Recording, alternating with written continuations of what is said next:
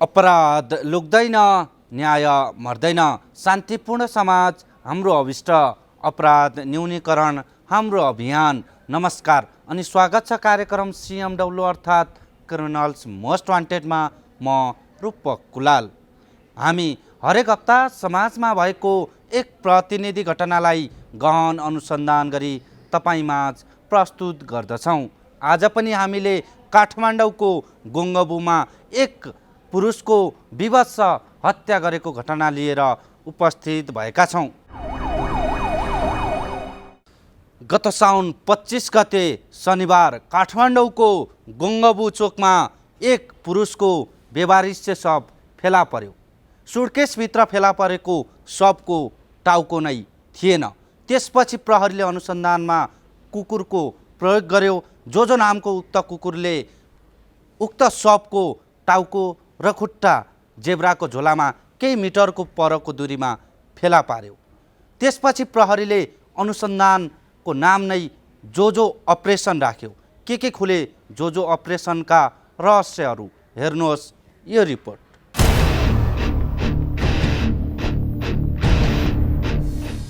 साउन 25 गते आइतबार सङ्घीय राजधानी काठमाडौँको टोखा नगरपालिका 10 गोङ्गबु गढस्थानको अवस्था सदाझैँ सामान्य थियो। बिहानको चहल पहल सामान्य थियो, तर गोङ्गबु नवज्योति मार्गका स्थानीयले कालो सुटकेसबाट रगत बगिरहेको देखे। स्थानीयलाई शङ्का लागेपछि प्रहरीलाई खबर गरियो। प्रहरी केही बेरमै घटनास्थल अर्थात् नवज्योति मार्गमा पुग्यो। सुटकेस खोलेर हेर्दा प्रहरी नै आश्चर्यमा पर्छ। कालो सुटकेस खोलेर हेर्दा टाउको बिनाको शव देखियो। त्यसपछि एकाएक गोङ्गबुको माहौल एका बिहानै अशान्त बन्न पुग्यो। टाउको बिनाको शव फेला परेपछि ठुलो सङ्ख्यामा प्रहरी परिचालन गरियो। महानगरीय प्रहरी परिसर काठमाडौँ र महानगरीय अपराध महाशाखाबाट ठुलो सङ्ख्यामा प्रहरी परिचालित भए। यो नवज्योति मार्गमा एउटा कालो रङको सुटकेस छ। सुटकेसबाट चाहिँ केही रगत पनि बगिरहेको छ भन्ने सूचना चाहिँ प्रहरीमा पब्लिकबाट आयो। तत्पश्चात प्रहरीहरू खटियो। प्रहरी खटेर जाँदाखेरि कालो सुटकेस, त्यो नवज्योति मार्गमै कालो सुटकेस चाहिँ बाटोको छेउमा देखियो। तत्काल जाने टोलीले खोलेर हेर्दाखेरि शव देखिएकोले थप फरेन्सिक टोलीहरूलाई झिकाएर र अन्य अनुसन्धान टोलीलाई झिकाएर चाहिँ अनुसन्धान गर्दा तालिम प्राप्त कुकुरहरूको पनि प्रयोग आवश्यक देखिएकोले हामीले तालिम प्राप्त कुकुर जो मार्फत चाहिँ घटनास्थलमा परीक्षण गऱ्यौँ। महानगरीय प्रहरी परिसर काठमाडौँ र महानगरीय अपराध महाशाखाबाट ठुलो सङ्ख्यामा प्रहरी परिचालित भए।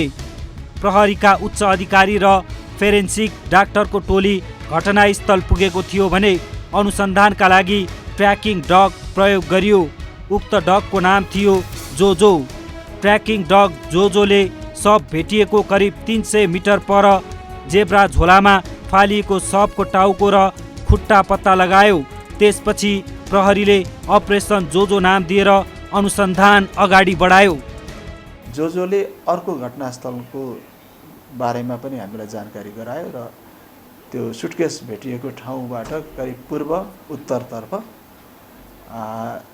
र सडककै छेउमा रहेको चाहिँ खाली जग्गाको कुनामा अर्को प्लास्टिक ब्याग फेला पार्यो। त्यो प्लास्टिक ब्यागभित्र चाहिँ टाउको र खुट्टाको भाग भेटियो। तत्पश्चात हामीले थप अनुसन्धानहरू जारी राख्यौँ। अन्दाजी 40 देखि 45 वर्ष उमेर समूहका पुरुषको जस्तो देखिने उक्त शव पहिचान हुन सकेन। मृत शरीरको मुख्य भाग एउटा सुटकेसमा थियो। प्रहरीको तालिम प्राप्त कुकुरले शरीर प्याक गरिएको सुटकेसभन्दा करिब 200 मिटरको दूरीमा 2 खुट्टा र टाउको जेब्रा झोलामा फेला पारेको थियो। क्रूर तरिकाले हत्या गरिएका पुरुषको शव पोस्टमार्टमका लागि त्रिवी शिक्षण अस्पताल महाराजगञ्ज लगियो।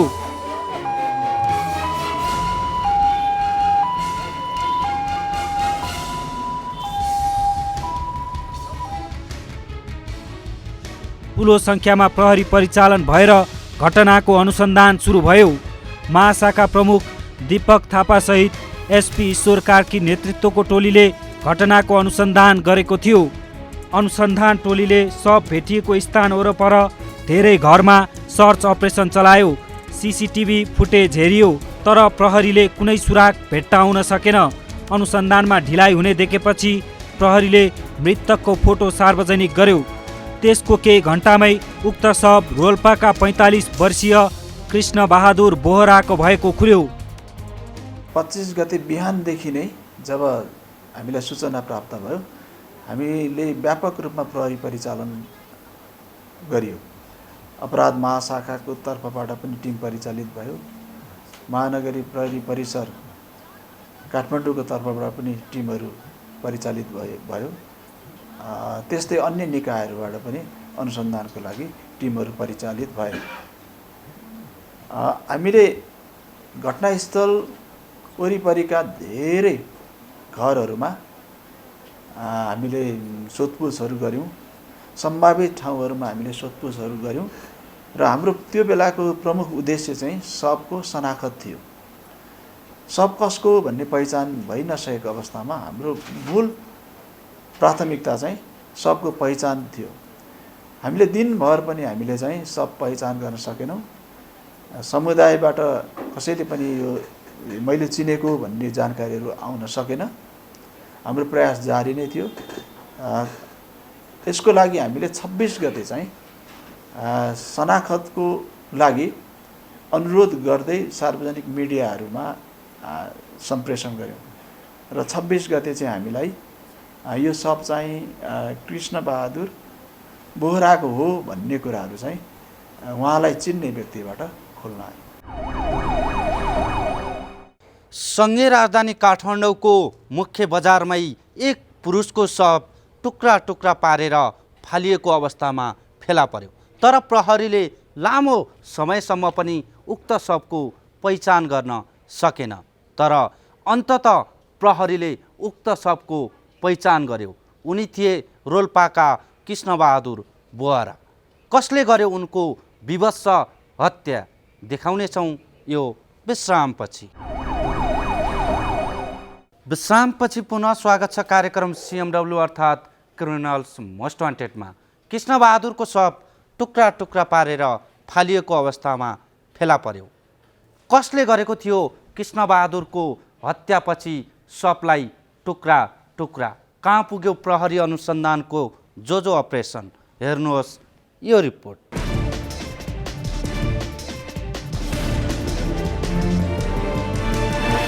प्रहरीले रोल्पा स्थायी घर भई केही महिनादेखि काठमाडौँमा बस्दै आएका कृष्ण बहादुरको शव भएको उनका आफन्त मार्फत पहिचान गर्यो।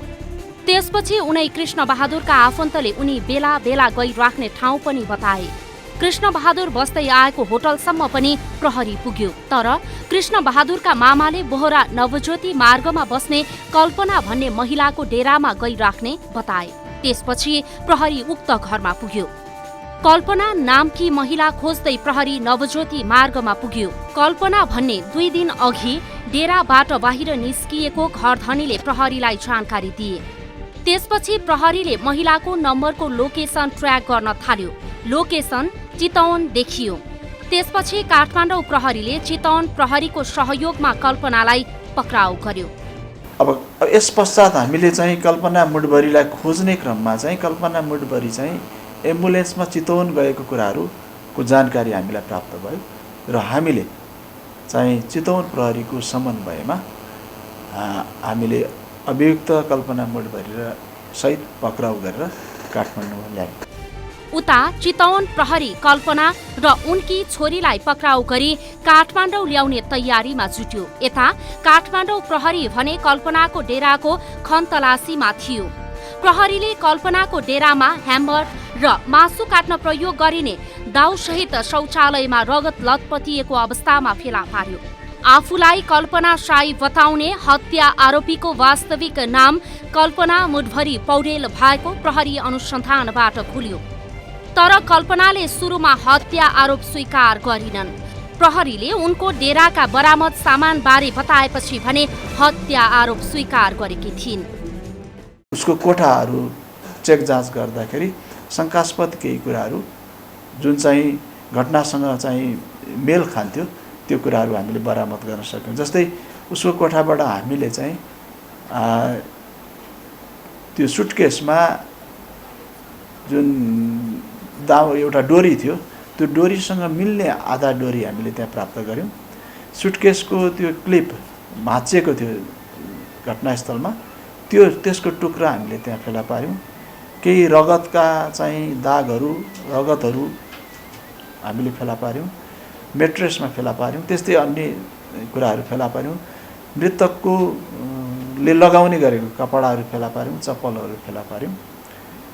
र अब ती यावत कुराहरूले गर्दाखेरि चाहिँ अब यो अभियुक्त कल्पना मुडभरीकै कोठामा चाहिँ घटना घटेको पहिलो क्राइम सिन चाहिँ त्यही थियो भन्ने कुराहरूमा हामी निर्गोलमा पुग्यौँ र हामीले कल्पना मुडभरीको खोजीमा चाहिँ दोस्रो अनुसन्धान सुरु गर्यौँ। कल्पनाले कृष्ण बहादुर बोहरालाई आफैले मारेको स्वीकार गरेकी हुन्।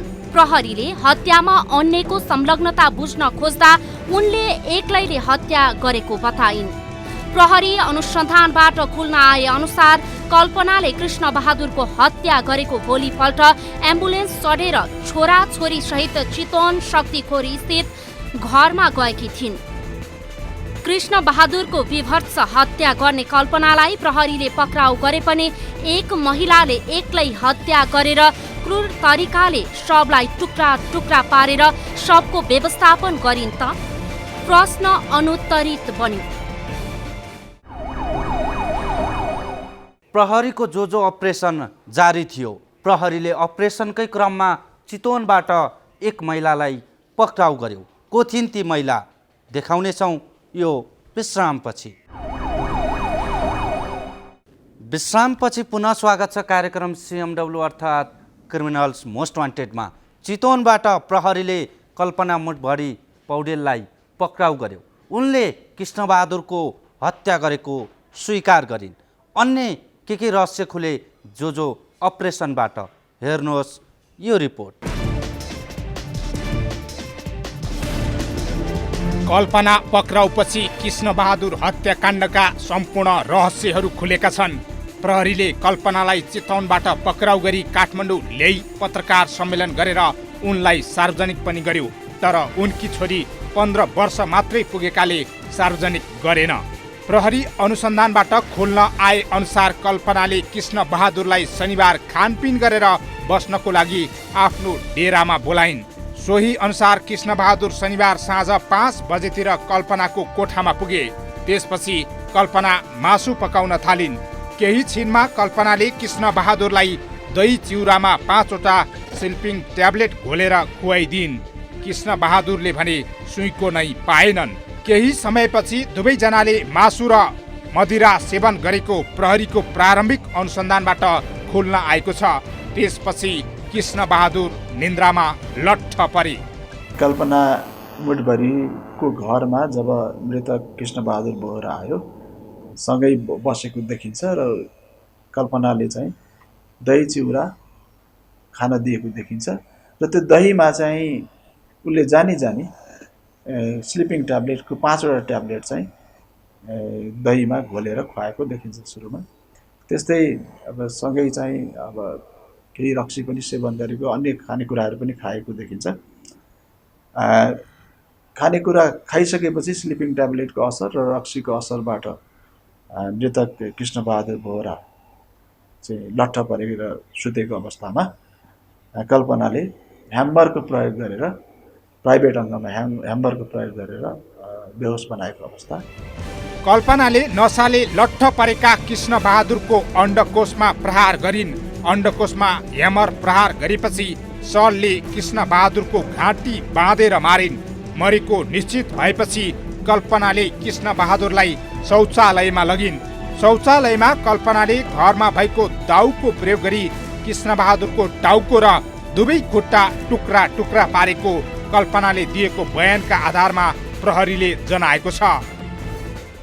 खानेकुरा खाइसकेपछि स्लिपिङ ट्याब्लेटको असर र रक्सीको असरबाट मृतक कृष्णबहादुर बोहरा चाहिँ लट्ठ परेर सुतेको अवस्थामा कल्पनाले ह्यामरको प्रयोग गरेर प्राइभेट अङ्गमा ह्यामरको प्रयोग गरेर बेहोस बनाएको अवस्था। तत्पश्चात सरले घाँटीमा थिचेर चाहिँ मरे नमरेको यकिन गरेको अवस्था। मरिसकेको यकिन भइसके पश्चात चाहिँ बाथरुममा धारिलो हतियार प्रयोग गरेर टुक्रा टुक्रा पारेर अब टाउको र खुट्टा एक ठाउँमा र शरीर चाहिँ सुटकेसमा राखेर दाम्लोको प्रयोग गरेर भरिया जस्तो बोकेर चाहिँ त्यो टोखाको नवज्योति मार्गमा चाहिँ फालेको। प्रहरीका अनुसार कल्पनाले टाउको र खुट्टा बिनाको शव सुटकेसमा राखेर राति नै फालिन्। त्यति बेलासम्म अर्को कोठामा भएका छोरा छोरीलाई घटनाबारे केही थाहा नभएको प्रहरीले जनाएको छ। बोहराको टाउको र खुट्टा भएको जेब्रा झोला फाल्न लैजाने क्रममा पानी परेपछि छोरीलाई छाता उडाउन लगाएको कल्पनाको बयानका आधारमा प्रहरीले भनेको छ। मृतक बोहराले चाहिँ कल्पनाको फेक आइडी बनाएर त्यसमा चाहिँ सामाजिक सञ्जालमा अलिकति अश्लील कुराहरू राखेको, आफू अनुकूल चल्नलाई दबाब दिने गरेको जस्ता कुराहरू प्रारम्भिक अनुसन्धानमा खुल्न आएको छ। हत्या गर्नुको मुख्य कारणहरुमा चाहिँ किन चाहिँ त्यो महिलाहरुले विरोध गरेको? अब यो बारम्बार चाहिँ फेसबुक आइडी थ्रु चाहिँ उसलाई ब्ल्याकमेल गर्ने गरेको, त्यसबाट चाहिँ उसलाई अलिकति सामाजिक मान मर्यादा प्रतिष्ठामा आँच आएको लगायतका अन्य अलिकति देश अलिकति रिस चाहिँ अलिकति एग्रिगेट भएको अवस्था देखिन्छ। विगतका केही समयहरूदेखि नै ऊ चाहिँ मृतक कृष्णबहादुर बोहरा लाई चाहिँ उसले राम्रो मानि नरहेको अवस्था देखिन्छ र त्यही विभिन्न कारणहरूले गर्दाखेरि उसले कृष्णलाई चाहिँ मार्ने नै करिब करिब योजना गरेर योजनाबद्ध रूपमै स्लिपिङ ट्याब्लेट खुवाएरै लट्ठ बनाएर चाहिँ बेहोस बनाएरै उसले अलिक योजना नै गरेर नै मारेको जस्तो प्रारम्भिक अनुसन्धानबाट खोज्छ। प्रहरी अनुसन्धानबाट खुल्न आए अनुसार 4 वर्ष अघि कल्पना र कृष्णबहादुरको चिनजान भएपछि उनीहरूबीच भेटघाट भइरहन्थ्यो। कृष्णबहादुरले कल्पना साई नामको फेसबुक आइडी खोलेर ब्ल्याकमेलिङ गर्न थाले। फेक आइडी मार्फत सामाजिक प्रतिष्ठामा आँच आउने काम गरेकाले हत्या गरेको कल्पनाले प्रहरी समक्ष बयान दिएकी छन्। प्रारम्भिक अनुसन्धान अनुसार चाहिँ निज कल्पना मुडबरी पौडेल नै मुख्य अभियुक्तको रूपमा देखिएको छिन् र उनलाई चाहिँ सब व्यवस्थापन गर्ने क्रममा चाहिँ निजको छोरीले नै सहयोग गरेको अवस्था खुल्न आएको छ। मुख्य अभियुक्त कल्पना पौडेल नै हुन् र सब व्यवस्थापनमा चाहिँ निजको छोरीले सघाएको प्रारम्भिक अनुसन्धानबाट खुलेको छ। फौजदारी संहिता अन्तर्गत कर्तव्य ज्यान अन्तर्गत नै यसको चाहिँ म्याद थपेर अनुसन्धान जारी हुन्छ। त्यति मात्र होइन, कृष्णबहादुरले कक्षा 10 मा पढ्ने छोरीलाई समेत गलत नियतले हेर्ने गरेकाले कल्पनाले हत्या गरेको प्रहरीले उनको बयानका आधारमा जनाएको छ। कल्पनाले पनि 2 विवाह गरेर सम्बन्ध विच्छेद गरेको र कृष्णबहादुरको पनि श्रीमतीसँग सम्बन्ध विच्छेद भएको खुलेको छ। उनीहरूबीच अनैतिक सम्बन्ध समेत रहेको खुल्न आएको छ।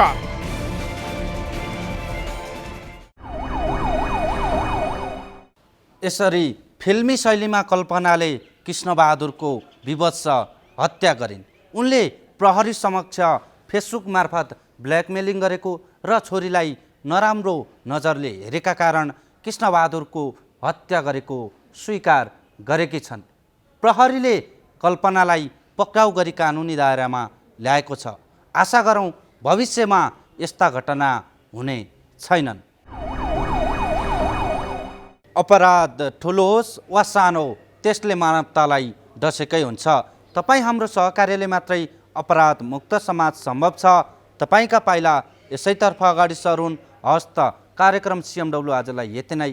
अर्को साता नयाँ विषयवस्तुका साथ उपस्थित हुने नै छौँ। त्यति जेलसम्मका लागि CMW टिमलाई बिदा दिनुहोस्। नमस्कार।